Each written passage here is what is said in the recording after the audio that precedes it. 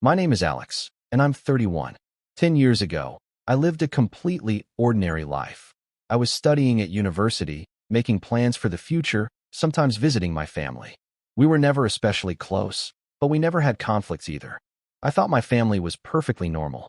Everything collapsed with a single phone call. It happened in 2014. I was 22. My mom called me twice in a row. In our family, that always meant something very serious had happened. I picked up the phone and heard chaos on the other end. Shouting, arguing, crying. Mom stepped into another room and, through sobs, asked me, "Do you have something to confess?" I didn't understand what she meant. Then she said my cousin's name. She was 15 at the time. Apparently, she had told everyone that years earlier I had touched her. It was so absurd I couldn't even answer at first. I hadn't even seen her for years. But Mom kept crying, kept demanding. "Is it true? Tell me the truth." I repeated over and over, "No, it's a lie." But no one wanted to hear me. Finally, my parents told me they never wanted to see me again and hung up. That same day, my sisters texted, "You're disgusting," then blocked me. I tried to call everyone, even my cousin. Nobody answered. The only reply came from my father. "Don't contact us. We need to heal." From that moment, my life became hell. 10 years of isolation. I lived in constant fear that the police would come for me. I couldn't sleep, couldn't eat, couldn't think about anything except being arrested for something I hadn't done.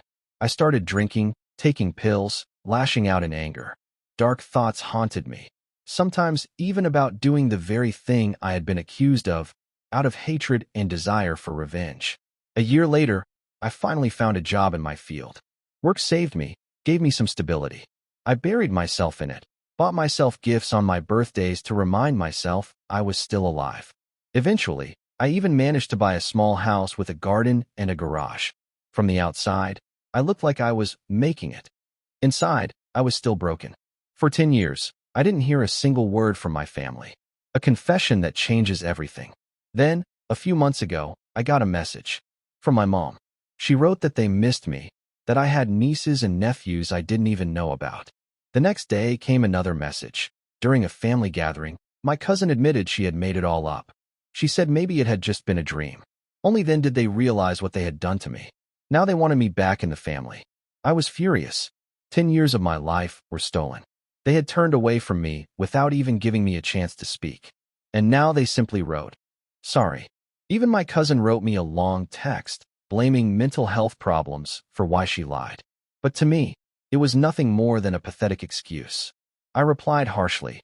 She had ruined my life, and I would never forgive her. Facing my parents again. Still, I spoke with my parents on the phone. It was the hardest, longest conversation of my life. They cried, apologized over and over, admitted they had betrayed me. They said guilt had eaten them alive all these years, but they were too afraid I wouldn't want to hear from them. I told them they should have tried anyway, that parents are supposed to stand by their child, even when things are uncertain. Since then, we've stayed in contact. After much hesitation, I even visited them. Strangely, instead of hatred, I felt relief. We shared a meal, talked, even cried together. For the first time in 10 years, I didn't feel completely alone. I'm not ready to hug everyone and celebrate Christmas together just yet, but I'm taking small steps. Life after the abyss. I still haven't forgiven my cousin, and I haven't fully forgiven my parents either, but I've learned to live with it. My heart is gradually becoming lighter. I even started dating someone recently. Maybe there's still a long road ahead, but for the first time in 10 years, I look to the future without despair. And if my story can help someone else, let it be a reminder. Even after betrayal, hatred, and years of darkness, life can slowly bring back the light.